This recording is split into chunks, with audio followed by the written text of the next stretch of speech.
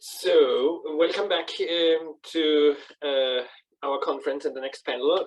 Claudia has already introduced. I just would like to add and would like to welcome Adriana Kubayova, who will chair this session now. Thanks really so much for chairing. Adriana holds a PhD in comparative gender studies from the Central European University. دكتوراه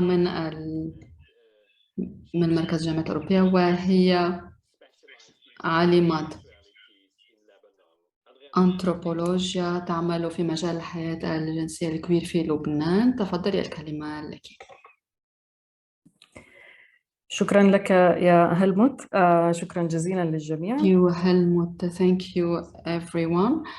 I hope that you all can hear me clearly. If there are any issues at the electronic level, please do tell me in the chat box or through any other channel. I'm very happy to open the third panel of this conference with very interesting panelists. This session is about researching solidarities. So I'm very happy to introduce to you Ramia Ismail. She works as a researcher in the Syrian Center for Policy Research. She worked at the Syrian Ministry of Finance as coordinator for the VAT project between 2004 and 2005. And she worked as a researcher on a number of projects with UN agencies and other international organizations. She has 2 master's degrees in the Middle East economics from Phillips Books and also another master's from Bradford and the UK. The floor is yours, or Ramia. I would like to welcome you, but before giving you the floor, I would like to introduce you to the next 2 panelists as well.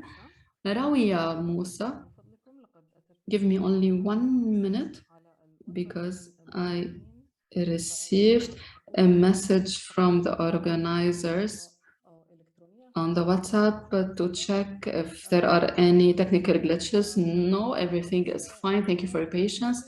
Rawiya Musa, the master's student at the Lebanese University. She works at Musawa organization since 2013 in different areas. She has a long experience in research, planning, data collection, and analysis. Now she leads the unit of research at Musawa organization to authenticate research in the Palestinian context. I would like also to introduce you to Raed Schnauer, who has a PhD in political and social studies from Brussels University in Belgium in 2018. He works now as a researcher at the Center for Development Studies at Birzeit University, and he has already taught a course on contemporary intellect at the same university. I would like to welcome you all, and now allow me to give the floor to Ramia Ismail. The floor is yours, ma'am. Thank you very much for this introduction. Good afternoon, everyone. Today, I would like to present about the most important forms of solidarities in Lebanon. First of all, I would like to thank all the experts and researchers who helped in preparing this paper, especially the key persons who gave us time, who gave us also from their experience, and they were really very loyal to this work. I would like now to share the screen with you if this is possible.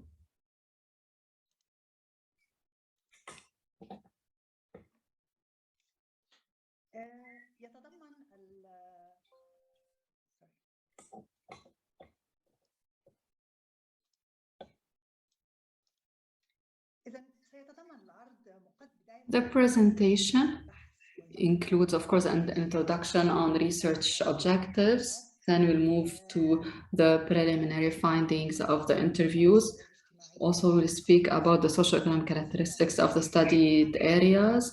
Then we will analyze the forms of solidarities, its dynamics, determinants, and then I'll be presenting the most important conclusions of this research until now. What are the objectives of this search? It aims at identifying the concept of solidarity through different political, social, and economic aspects. And here we're speaking about Lebanon, but in the context of the Syrian crisis that has been going on for 11 years, and also taking into consideration what happened in 2019 in Lebanon and the different disasters, the pandemic, the Beirut explosion, etc. The research also aims at reaching policy alternatives for better solidarities between individual communities and collective communities as well. There are three main views or conceptual views of solidarity: the normative view, the structuralist view, based on common interests, and the rational choice view that is based on the rational choice of individuals. Afterwards, there was also another perspective that tried to have like a balance between the individualistic and the collective view, and it was called the embeddedness. So what is the definition that was developed by the research with regards to solidarity? Solidarity is a social feature. It's not a political structure or an economic system. It's based on free and equal individuals in order to achieve a collective purpose and or goal. So solidarity includes three main components: values, standards, interests, and goals that are common. It's also based on relationships and on social networks and collective action. But there are two main problematic issues or two main dilemmas. We have solidarity that is based on a common purpose that may harm another group. There is also a second dilemma that might be also based on exploitation. So here we are not free as individuals, especially under authoritarian regimes like we see in our region. And here we need to focus on these dilemmas when we research solidarity. Concerning the methodology, this is a qualitative research, and we took into consideration the development aspect and the social aspect. We started with, of course, data collection, and then we started studying the different areas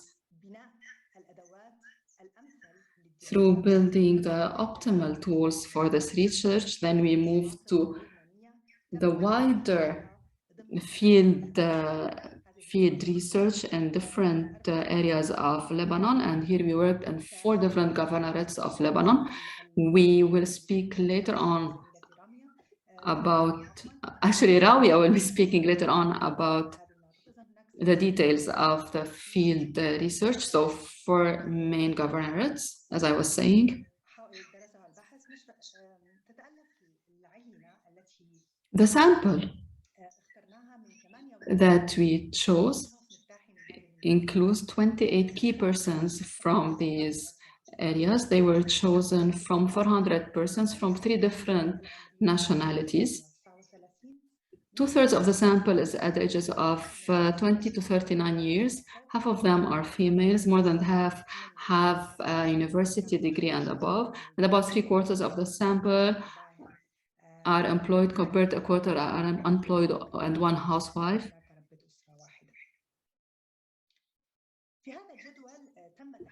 In this table, we determined the components of solidarity and the main indicators based on the literature.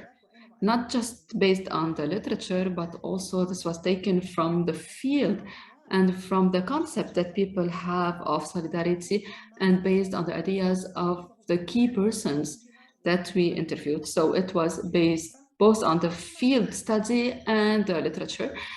Then we produced the variables that measure the indicators of solidarity. In the beginning, and before moving to analyzing solidarities, what are the main socioeconomic characteristics of the studied areas? We have 6 studied areas. I forgot to mention them. Allow me to say them real quickly.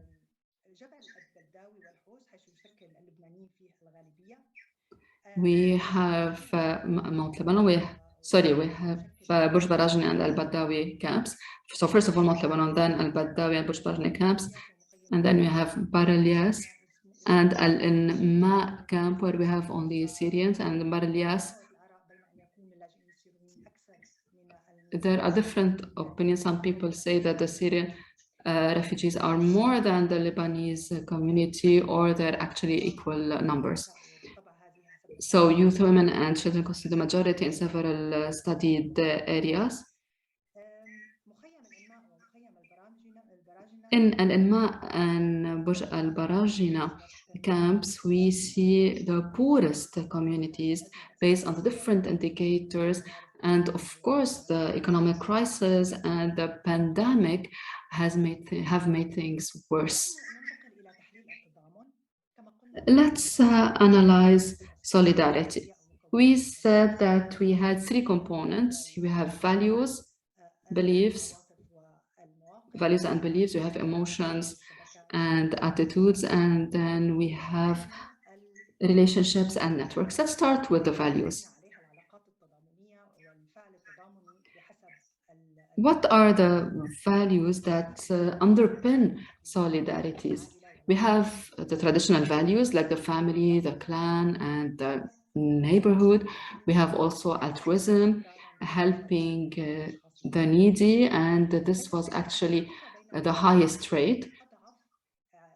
Trust between individuals and group decrease, especially towards the Syrian refugees, among them and between them and the Lebanese host community. And here I would like to speak about something essential here. The host community, the Lebanese host community and the Palestinian host community, because the Palestinian refugees were already installed in Lebanon for a long time. And in Burj al-Barajina camp, we have mainly Palestinian refugees, so we consider them also as a hosting community for these Syrian refugees. And the Syrians constitute the refugee community. So I'm elucidating this because I'll be using this term more than once. It's very important to accept the other, and this is one of the main value, accepting the others. So 33% from 40 said that the host community, whether it's the Lebanese host community or the Palestinian refugee community, were accepting of the Syrian refugees, and there is no racism between people. And this is a very important indicator that we heard from the key persons, and it was reiterated more than once when we asked them about the concept of solidarity inside the community. Now, of course, second, we have affects or emotions and attitudes. We have, first of all, sympathy or empathy. This is the first indicator that was chosen. And as a proxy, we chose how much people really supported the movements of 2019. The interviews showed that most of the persons really supported this movement, especially in the Lebanese regions, but the same goes for the Syrian refugees and for the Palestinian refugees. When we will be speaking about participation in Al-Hosh, they said that they participated, but then about the support, especially in Al-Hosh area, and Al-Hosh, we have different parties, especially Amal and Hezbollah, that actually were publicly against the movement, and this is why here we have seen different positions of these movements of 2019. Integration is very good, and we have seen that people have taken from each other the different traditions, the different habits, the accents. So there is a good harmony between the Lebanese, Syrian, and the Palestinian. communities. In addition to that, the findings showed that most of the inhabitants before the crisis, I will not say before 2019 because I don't want a confusion between the crisis and the movement. So here I mean by this the beginning of the economic crisis. So before the start of these crises, people desired to leave the area after 2019, the areas where they were after the crisis of 2019. And this desire applies for the three communities, the Palestinian, the Lebanese, and the Syrians. Sorry, this was before 2019. So the three communities had the desire to leave. But after 2019, it became even worse for the Palestinian and the Lebanese communities. So the Syrian community had the less desire for leaving. And maybe it's just not just because of the belonging feeling, it's maybe because they don't want to go back to Syria.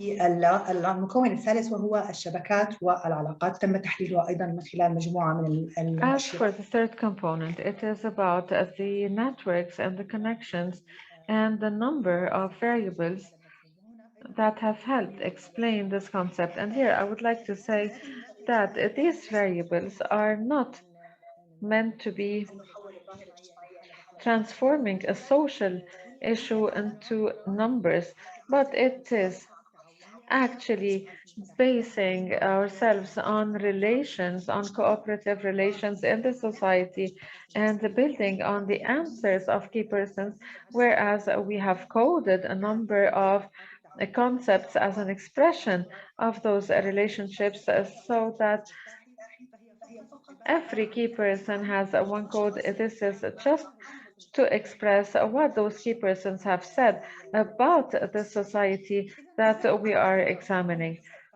So these relations, as we've heard from the key persons, are good relations within the host communities and the refugees. And it has even been better since 2019. في معظم المجتمعات أي المجتمع السوري اللاجئ. We have also seen that the relations have improved between the Syrians and the Lebanese, but particularly for the Syrians and Barelias, where it seems that the indicator or where we have focused on the volunteer work of Syrians in Barelias. The non-official initiatives are very important, and what we mean by non-official initiatives are initiatives that are led by individuals that do not have an official status, such as organizations that are authorized or a government. This is to differentiate between formal and non-formal initiatives. So non-formal initiatives are the majority, except in the camp of Badawi, where the formal initiatives are a majority. But we also saw the importance of initiatives, collective initiatives and community initiatives, given the strength of the relations between relatives and neighbors. As for efficiency,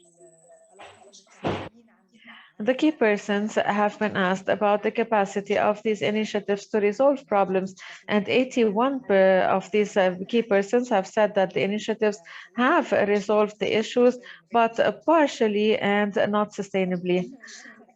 The indicator that was the most important one is the participation in movement, as most Lebanese have taken part in this movement, and particularly in Barelias and in Badawi and in Hosh, despite the fact that some did not participate, but the Palestinians and Syrians that are refugees did not participate except in rare cases. This is given, as we've heard from key persons at the time, because this is considered an internal issue or out of fear of consequences, security consequences, or as some Syrians said, in fear of slipping into a civil war like what happened in Syria, or sometimes under the pressure of the parties and the groups that control these areas. what are the main forms of solidarity that have been mentioned in the responses of key persons? The non-formal or informal initiatives have been there. We see that the financial initiatives have been similar after people have gathered donations to redistribute food packs and help. As for the sectors, we can see that the initiatives are mainly in the health sector. As we can see it in the chart to the right, we see that the health sector has seen many initiatives, particularly after COVID crisis, along with the psychosocial support initiatives that have been highly impacted with the tendency of the international and local organizations for such initiatives relevant to health or psychosocial support. Some key persons have mentioned other forms of support, such for issues like the pollution of the Litani River or other things relevant to political issues, such as the Palestinian cause. The participation in the movement is one of the greatest forms of solidarity, which we have seen in Lebanon. And regarding the sit-ins and the demonstrations and protests that have popped up in other areas, be it against work or to object the increase in the price of electricity, which have led to some results, whereas others did not. How do initiatives shape up? We tried to get informed about how initiatives are launched, and we have asked the key persons about the importance of personal values and religious and social values as a starting point for these initiatives, along with motivations that are linked to the essential needs, habits, customs, the way people were brought up in their schools and their communities. Some key persons have mentioned various motives. As we can see in the chart to the left, we saw that some areas have more issues such as a show-off need. Others had political aspirations. These were the motivations. What about the objectives or goals? The main goals focused on relief, particularly. And as we have said earlier, international organizations particularly were keen on this issue in various areas, given the conditions that they imposed and the causes that they were working on. Some have also mentioned the goals of development, of renaissance of the society, and of well-being, along with social objectives that are linked to women causes as well.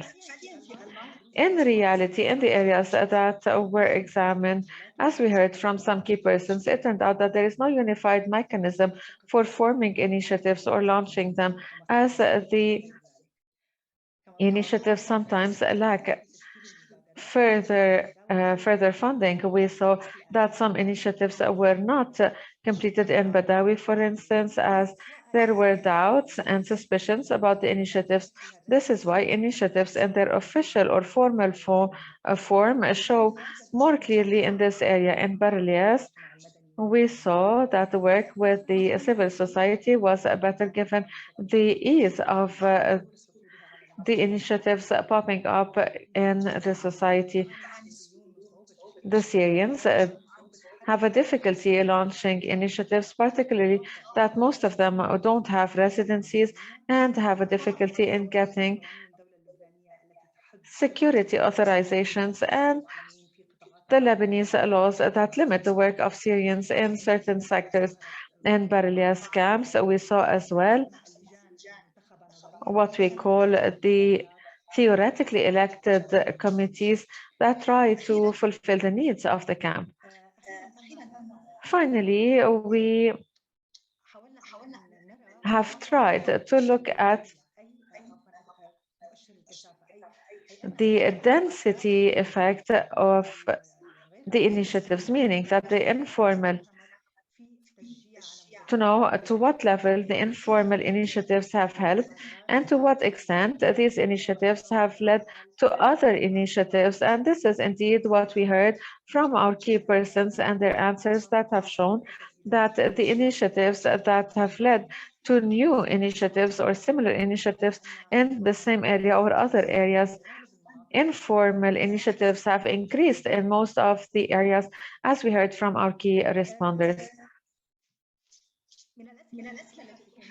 Part of the questions that were asked to know who are the main actors for solidarity, we find out that some civil society organizations, not all of them, some of them, because some of them had a positive impact given their fair treatment, their capacity to organize and network, whereas other organizations faced some issues.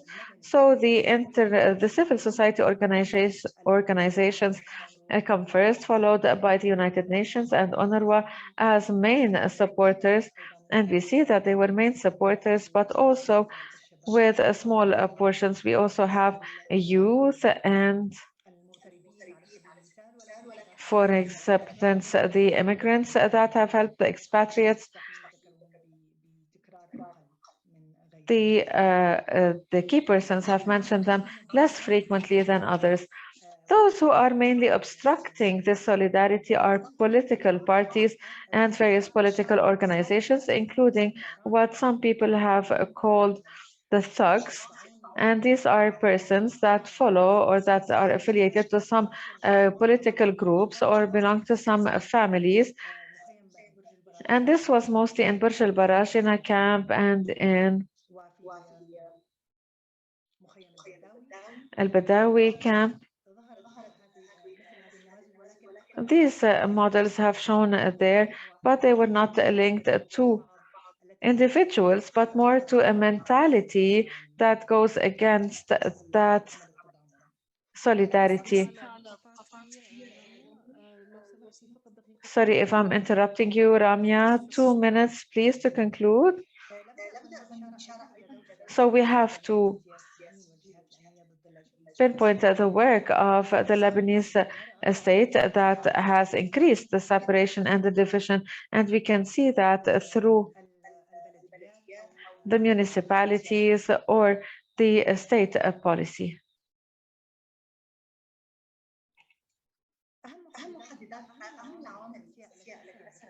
The main factors that have impacted solidarity are factors. Pardon, says the speaker. The economic factor that is most repeated in Al-Hawash and Burj al-Barazna and Barlias. Key responders have also mentioned the cultural and social factors, particularly in Al-Badawi, along with the work of political organizations that have negatively impacted on solidarity. Given the lack of time, I will not be presenting those factors. I will move directly to my conclusion. The key persons have mentioned many recommendations that can strengthen the solidarity, such as awareness, the improved integration, and social solidarity work is ongoing to enhance those. The action has increased the solidarity and support, and it has shown that most marginalized communities are the refugee communities, especially the Syrians, as they lack the framework that unites them and the tools that enable them to carry out solidarity initiatives in light of the policies pursued by the actors. The Palestinian refugee community has been able to organize itself despite the difficulties, and many initiatives documented by the research have emerged. Solidarity between marginalized communities has not found outlets for action due to policies that target refugees for political or economic considerations. COVID has also showed up and impacted many health initiatives, and In conclusion, it seems that the institutions' difficulties have been clear and loud and clear and have been very obvious. Thank you for your kind attention. Sorry for being lengthy. Thank you, Ramya, for this highly interesting presentation. I think that our participants will have a number of questions for you. I would like to remind the participants that they can write their questions in the chat or send them to the team. If you allow me, we will move now to Rawia Musa to listen to her intervention. Go ahead, Rawia, you have the floor. Thank you, Ramya, for this presentation. Thank you, Adriana, for the introduction, and thank you to all the participants for being with us. The results that were presented by my colleague Ramya are the result of field work with about solidarity in communities that are currently witnessing a state of refugees and displaced to understand the roles and the important roles for solidarity. Before the field research, we have had a preparatory work and research. During that preparatory phase, we have worked on developing the concept of solidarity through reviewing the literature and talking to experts. We worked on developing the methodology, the general framework of the research.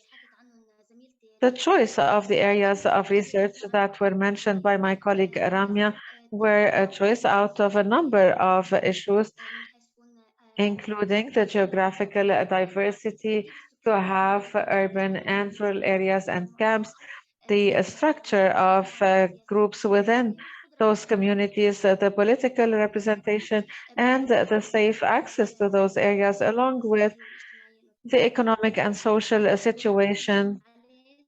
Accordingly, we have chosen 6 areas from 4 regions in Lebanon, 2 Palestinian refugee camps, Burj al-Barajni and al-Badawi, one in Beirut and the other in the north, 2 camps for Syrian refugees in rural areas in Barilias and the Inma camp in Akkar. That are 2 areas and 2 more urban areas, one in Sur and another in Badawi in the north, of course, so that we can compare the various factors that have a role in impacting solidarity and in order to reach the results that can be generalized. The centralized team has done a preliminary research to strengthen the paper. And during that phase, 30 interviews were conducted, most of them in person. This phase was important and key to the field work because it has helped the team to get to know, first of all, the regions, particularly where there is a lack of studies and research, and the areas that are not of easy access and that do not have research about them. Yearly data and information about the inhabitants were conducted there to get to know the actors and the activists through communication with them in order to facilitate access to the sample. Through the preliminary phase, we have seen that it is important to know how to choose our key persons by focusing mostly on criteria and on balance in our choices. During that first phase, we saw as well that it is important to detail the questions, particularly those about solidarity, so that key responders can limit them to relief and support. And for the answers that were given, particularly with the geographic division, for example, بناء على نتائج المسح الاستكشافي بتصميم تطوير المنهجية in order to develop the methodology and the guide for the research and the researcher. The researchers were also chosen to perform the fieldwork. That team was intensively trained for 10 days about the methodology and the different parts of the questionnaire and the values and the code of conduct of the researcher in order to deal with the different parts of the questionnaire, the personal information, demographics, social information and its indicators. And the third part was about institutions, participation in decision making and corruption on the institutional level. The fourth part was about solidarity. It was in 4 axes and questions that are about the concept, questions about the factors and objectives, questions about actors, and questions about the policies to strengthen solidarity. Regarding the code of conduct and the training, these were a subject of focus in order to stress the importance of the respect of security norms for people, for researchers and responders, particularly within the COVID-19 pandemic, and the fidelity and accuracy in conveying the results of the research. During that research, 400 key responders were selected. The people that were interviewed were chosen according to a number of criteria. First of all, they had to be above 18 with various ages. We wanted youth and elderly. The sample also takes into consideration the geographic area, the number of inhabitants, the percentage of people, and the person should be either a resident of the area or they should have lived in the area for at least 1 year. And the researchers, the field research started on the 28th of June and ended on the 1st of October 2021. The interviews were 95 that were planned were 95. 93 were completed. 5 interviews were cancelled due to the lack of information or insufficiency of information, and because they were incomplete. The interviews that my colleague Ramya talked about were 88 interviews, those that were analyzed. Those were mostly conducted in person, and the interview was between 2 and 3 hours. The research from the preliminary to the field work was faced by a number of difficulties and challenges on various levels. Mostly the COVID-19 pandemic. This on the security level, the research was within a phase of limitation of movement and quarantine. Also, a part of our researchers were themselves caught COVID-19. We also had logistic difficulties with the authorizations, particularly for Al-Hawsh and for Barrelias. Some researchers also withdrew from the field mission given the difficulties and the economic and security situation. This has led to the delay of the fieldwork and increased the weight on the other parts and other members of the team. The questionnaire is long, so sometimes we had to split the interview into 2 parts, which has also delayed the implementation of the research. The interviews were also impacted by the economic situation. Some interviews were also hindered by road closures, by the absence of electricity, given the lack of fuel oil and the impact on internet and communication. And it has also had an impact, of course, on the capacity to collect the data from the researchers, as they had to use their phones to send the data. This research and throughout its duration had also a positive impacts with different factors and hurdles, but the research had a positive impact, particularly during the time of research. The team has got to know initiatives that are live on the field, on the ground, and the research also showed solidarity given the relation of trust, of participation that was created between the key responders and the researchers. During the time of the research, the crisis in Lebanon was at its worst. Thus, the research really covered the various factors that play a role and affect solidarity. After this phase, of course, data was collected from the interviews and audited to make sure that the quality of information is right through communication with the key responders.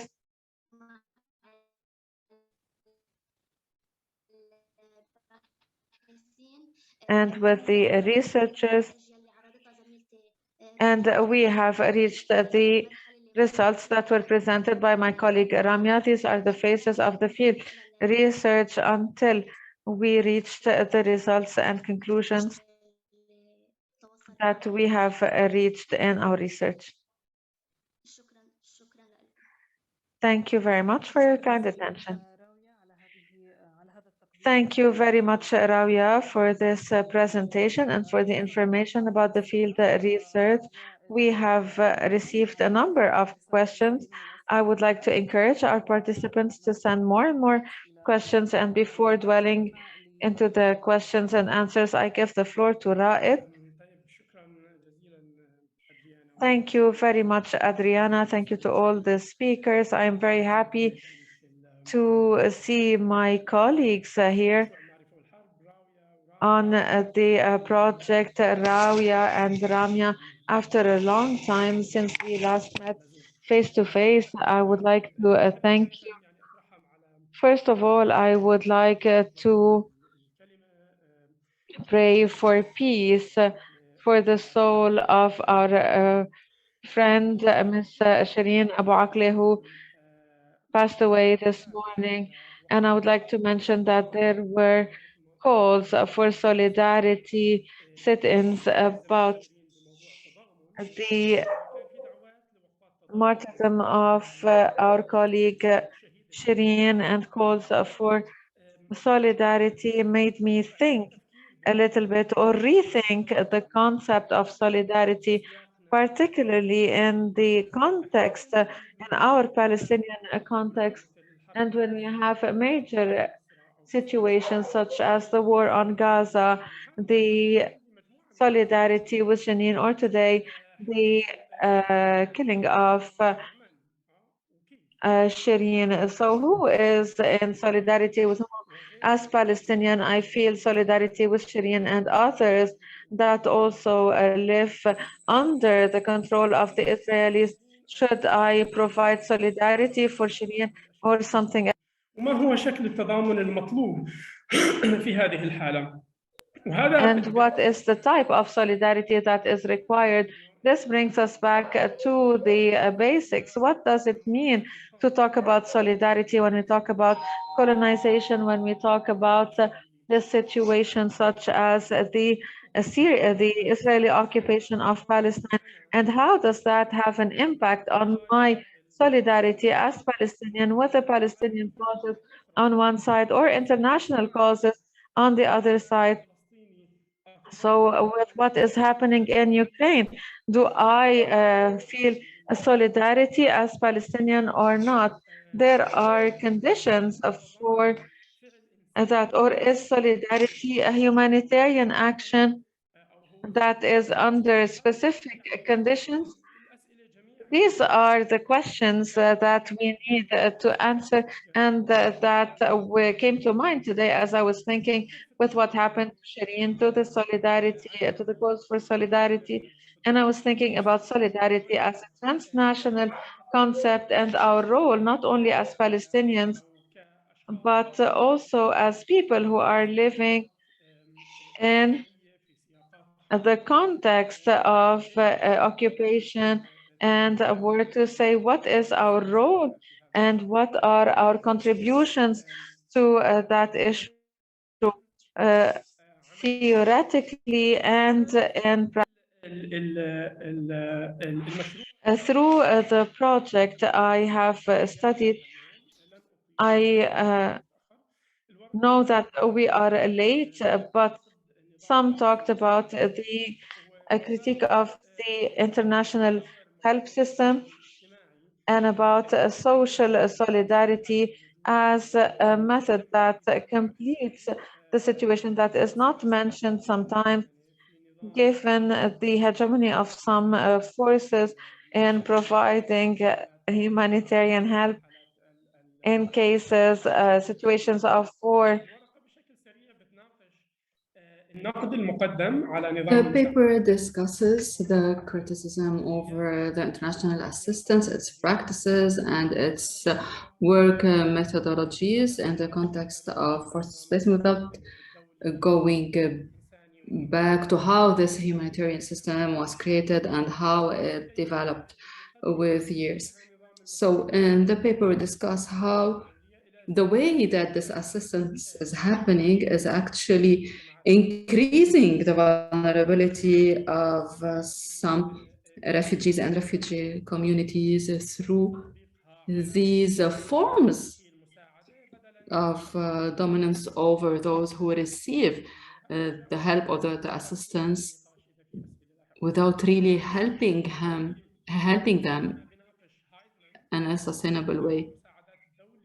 So the international assistance system does not present protection or solutions. It actually creates vulnerability. Actually, it increases the vulnerability of some refugee communities. The paper also discusses social solidarity as a helping methodology to deal with the refugeehood. It doesn't consider this as a complete alternative because social solidarity, especially in long-term refugee situation, cannot cover all aspects. In order to respect the time allocated to me, I would like to go straight to the most important findings of the paper. And for the purposes of this paper, social solidarity is defined as a social phenomenon that aims at solidarity, empathy, and support between the individuals and between the different collectivities in the community. And it takes into consideration the efficacy of the solidarity, and this is why there is a difference between social solidarity and other international assistance mechanisms that look with not with empathy, but they like pity the refugees and they separate them between good and bad refugees, and they measure this based on their own perspective of who is needed or who needs this assistance or not. People who are not refugees empathize with the refugees in a normal and humane way, and this is based on the family and formal and non-formal relationships and social networks, in addition to social initiatives that can be developed later on into an institutional support by the community-based institutions, for example, or local institutions. This kind of social solidarity is a collective action more than it is an individual action, and it increases during the crises, especially when the state fails to provide this protection. The paper also tackles other issues related to the impact of humanitarian assistance provided by international organizations, how they impact the dignity of the refugees and how they make the refugees feel even more that they're inefficient victims instead of giving them a feeling, or actually instead of targeting them as active individuals that have socioeconomic and political rights.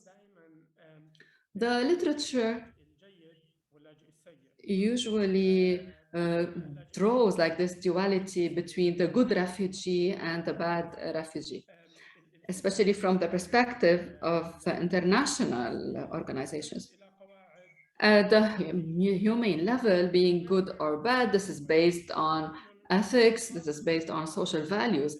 But for the organizations, they see this duality based on how and if these refugees deserve the assistance. So the good refugee is the refugee that plays very well the role of victim, so that they deserve the international assistance or aids. And the bad refugee is the refugee that maybe tries to manipulate the assistance or try to have a higher share of assistance.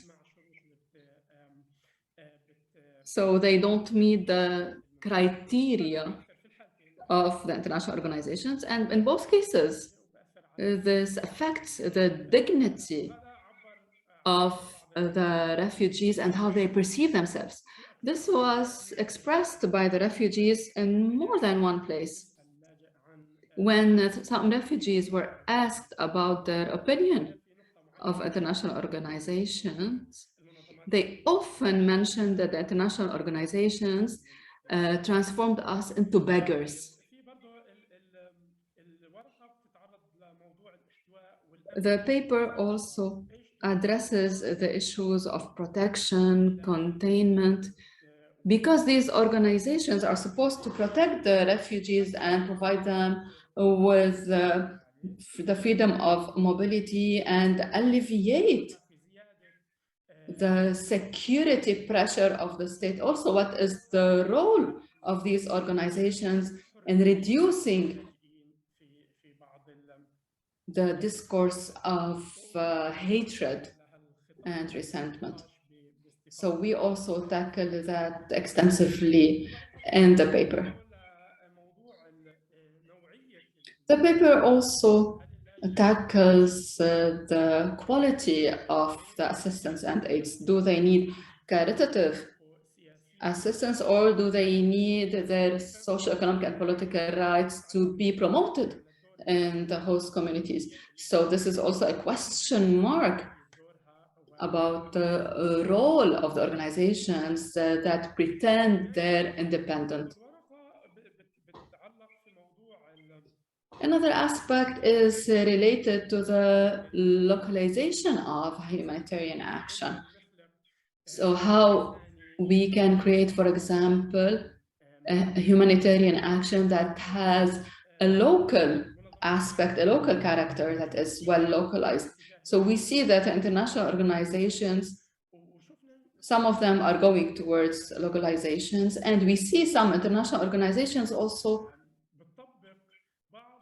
trying to apply some mechanisms that are implemented by the local communities. For example, nowadays the UNHCR created like a website to persuade people in Jordan, in Syria, and Libya, and Yemen, in all the conflict zones in the Arab world, to give their zakat to the UNHCR so they can spend it on the refugees. So in my opinion, this is an adaptation of the mechanisms that were created by the communities. Well, now, if this is efficient or not, this is something else. But there is this tendency nowadays towards localization of the humanitarian action. It is also important to remember that the community or the reaction of the community when they face crises, so the reaction is quicker than that of the state or the international organizations. And this is what we saw in Lebanon and Jordan and in Turkey sometimes. The communities are the first to move, to react, because there is always the social dynamic that is quick and reactive, they're responsive to the crises, and then the international organizations become engaged and play a role in such crises.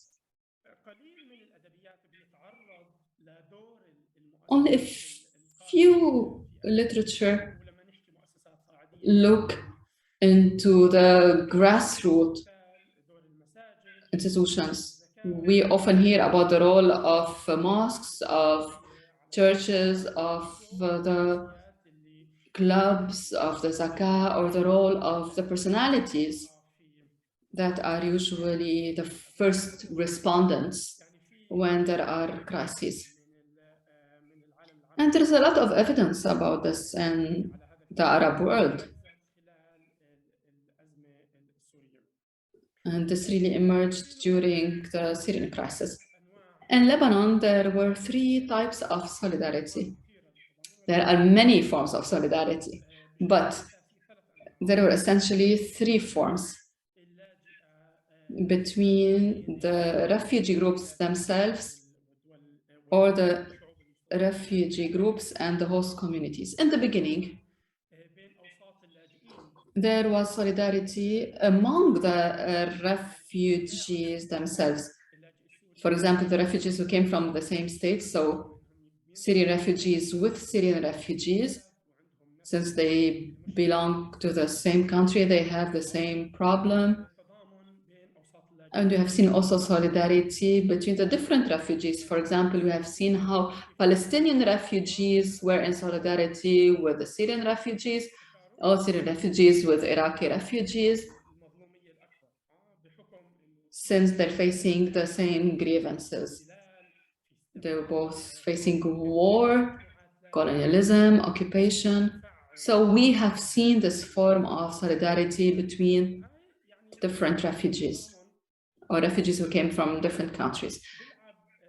This kind of solidarity is based on the human capital.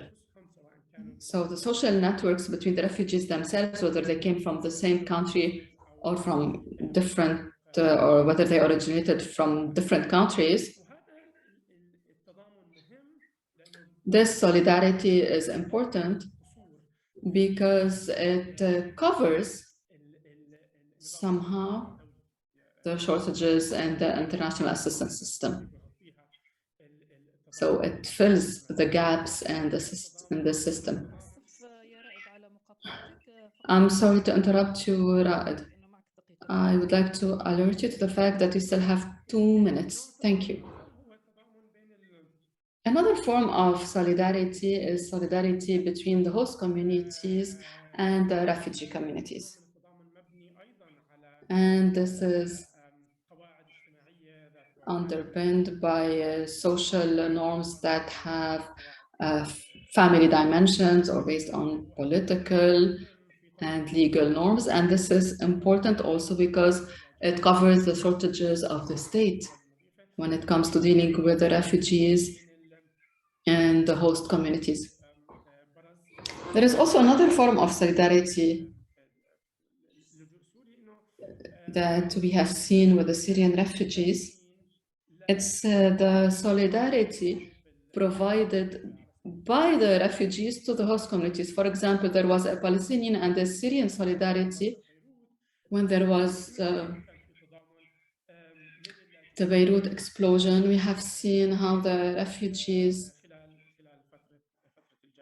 were in solidarity with non-refugees also during the pandemic, not just during the explosion. So there are many other forms, but I will stop here because of the time. Thank you, Ra'ed. I would like also now to pay my condolences to our Palestinians, friends, for the martyrdom of the journalist Shireen Abu Akleh, who was assassinated by the Israeli occupation. Thank you very much for your intervention, Ra'ed. Now I would like to move to the questions. We have actually received many questions, and because we only have 15 minutes, I will try to read a bulk of these questions, and then the panelists can choose the questions they want to answer. There is a question on field research.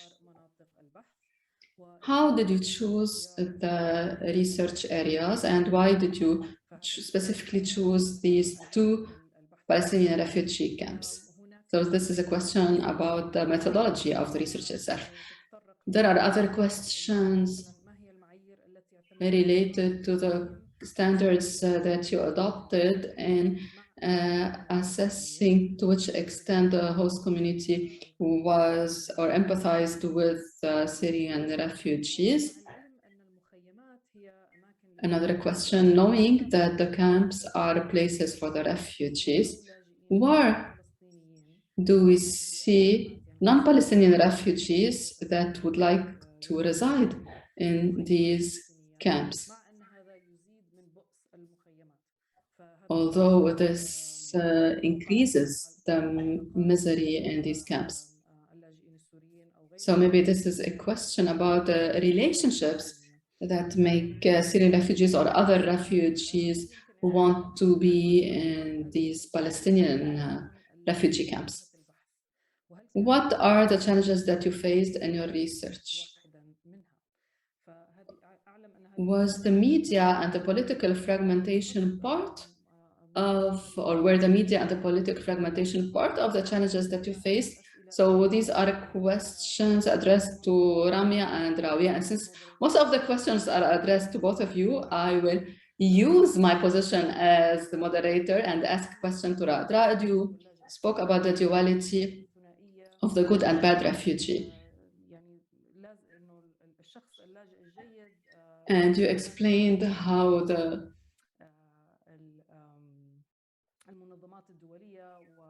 good refugee behaves in the way the international organizations like and want. And as I understood from you, these good refugees don't have an agency, don't have the potential to create change themselves. So how can you analyze this idea with the idea related to women's empowerment? Because we hear a lot about this terminology from the international organizations or the institutions that pretend they support women's independence or autonomy. So how do you also read this duality through your analysis of the duality of the good and bad refugee? So first of all, I would like to give the floor to Ramia, then Rawia, and afterwards Raad. Ramia, the floor is yours, please. I will leave the notes to Rawia.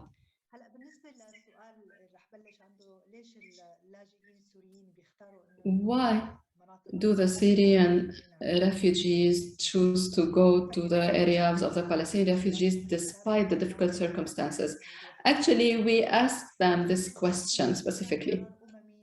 For the Palestinian, of course, it was a UN decision in coordination with the Lebanese authorities, and they didn't have the choice. But for the Syrians, they had different norms that pushed them to these areas. One of them is that the cost of living is low.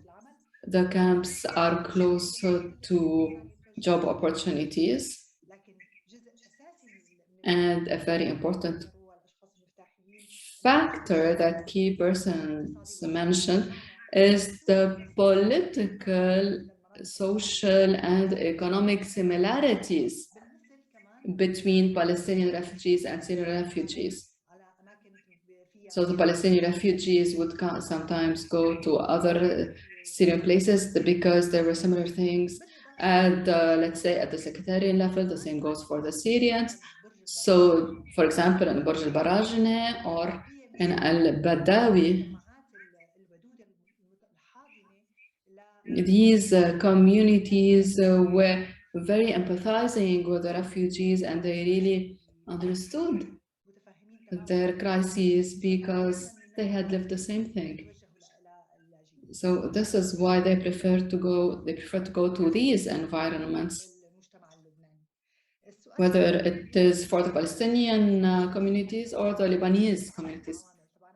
About the most important factors. Now, of course, I mentioned the institutional, economic, and social factors, as well as the cultural factors. So basically, the studied communities are traditional communities. And like Ra'ed said, the religious leaders and the family ties play a great role here, especially in solidarity. So there are positive factors that promote solidarity and others that are negative and didn't promote it. So I can tell you that some weak institutional performances didn't really help with solidarity. And we see how sometimes the factions, the political factions and the political committees rule the camps. So people cannot really participate in decision making, they cannot express themselves. So neither the Syrian nor the Palestinian refugees can express their opinion because they fear the factions. There are also some state policies that impeded the solidarity, because we heard a lot about the violations of human rights, especially because of the labor law that denies different job opportunities to the Palestinians. And the state would sometimes arrest people who work in professions that they're not allowed to. It's not just the politics, it's also the hatred discourse that is used by politicians. We don't see hatred discourse between people themselves. So 33 among 40 said that there is no hatred discourse, but we see it only at the political level, at the level of the political parties and political figures. We have also tribalism, we have clientelism, corruption, how political interests and private interests are more important than people's interests or the public interest. And this is what impeded solidarity in all the areas. So these are the main challenging factors. Did you have another question about the organizations? Maybe we give now the floor to Rawia and see what she has to say. Thank you. The standards that were used to choose the regions, we try to choose different areas so that we can cover the whole geography in Lebanon. So we took into consideration the geographical distribution because it can impact the solidarity forms. The second standard is the access that we could have to these areas. We wanted also to choose rural, urban areas and camps. And when we were studying the solidarity between host communities and refugees, we needed areas where the refugees were residing. So this is why we chose geographical areas where we saw high rates of refugees. This is why we chose Badawi and Barajne camps that include a high number of Syrian displaced persons. So these were maybe the most important standards or criteria for choosing these areas. the question was specifically about the Palestinian camps, because we were studying solidarity and the situation of refugees, and also for the vulnerable communities. Even in choosing these Lebanese areas, we chose them because they included vulnerable communities or marginalized communities. We looked into the 4 different governorates, and as Rawia said, we had Qub Ilyas and Bar Ilyas. We chose Bar Ilyas. Also, it was difficult to access it, but we were able to receive the security approval. So we were really committed to the main criteria. So both Qub Ilyas and Bar Ilyas met the conditions or the standards that we had put, but we also needed the security approvals. We took also into consideration the gender representation, the nature of the districts, the distribution of people wanted to Lebanese, to Syrians, to Palestinians, etc. I'm sorry, Rawi, I interrupted you.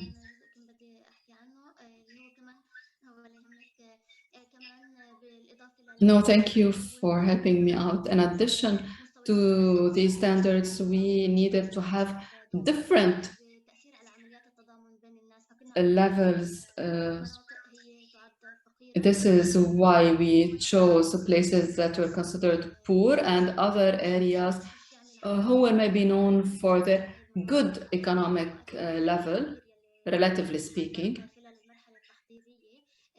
So we took that also into consideration, and we chose these areas based on all these standards. Thank you very much. Raed, would you like to answer any of the questions? I have 2 quick observations. Why do the refugees want to go to the Palestinian camps despite the difficult circumstances there? It's because the camps in general were like incubators over time, not just the camps. Now, of course, Yarmouk camp is the most important example of a semi-city, actually, but it didn't have the complexities that we find in cities.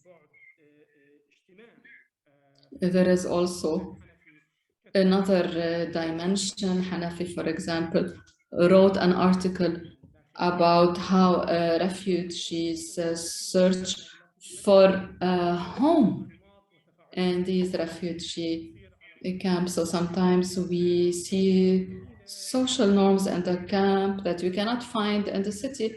We see the strong ties between neighbors and the camps, despite the difficult circumstances. And this really highlights the issue of solidarity.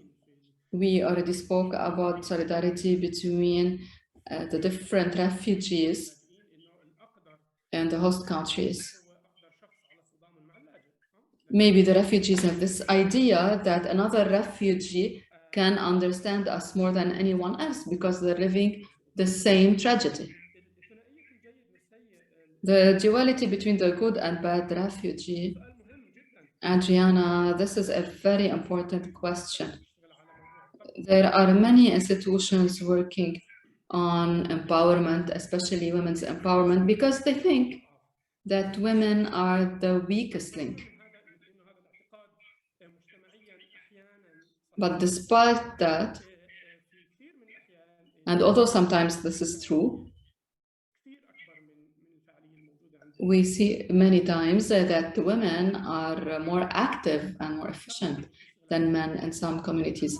But the empowerment that international organizations work on, this is my opinion, an empowerment without political support is like a caritative assistant.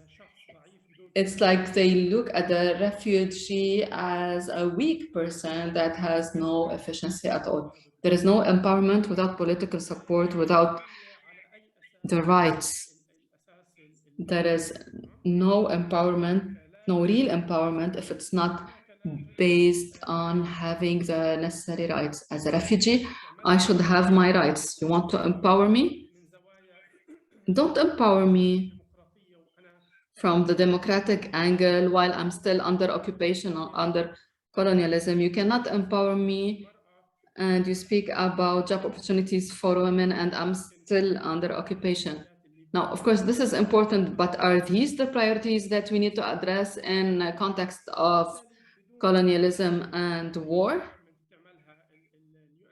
So any empowerment made by the UNHCR when they, for example, link the assistance, it's like, and Angelo, the spokesperson of the UNHCR, he was saying that you want to protect the international humanitarian system. It's like the refugees are thieves and it's like they want to protect this assistance system from the refugee. So they want to protect the system, but not the refugee. And here they're accusing the refugees, of course. So any empowerment that is not based on rights, that is not underpinned by political support, will be in vain. Thank you. I know that our time is up, but the most important findings of the research, actually there was a question about the organization, about organizations. So they said that the organizations did not support the individual initiatives. There was no justice in distributing the aids. They even criticized the idea of having their own UNRWA, UNHCR, or other. They said that there were also Lebanese marginalized people that needed the assistance, but no one gave it to them. So these organizations were also creating differences between classes. Even a question on disparities, when we asked about disparities between classes, they said the people that are really considered as different are those who work at the organizations. And this created another schism. عم تاخذ دور الدولة بمخيم مثل مخيم بالدولة بشكل كامل، لكن هي فعلا هن المجتمعات الأسوأ من ناحية التنمية على الإطلاق. In reality, these are the ones that are the worst on the level of development. They cannot do anything. They did not help in any way. This is, of course, part of the results of the research.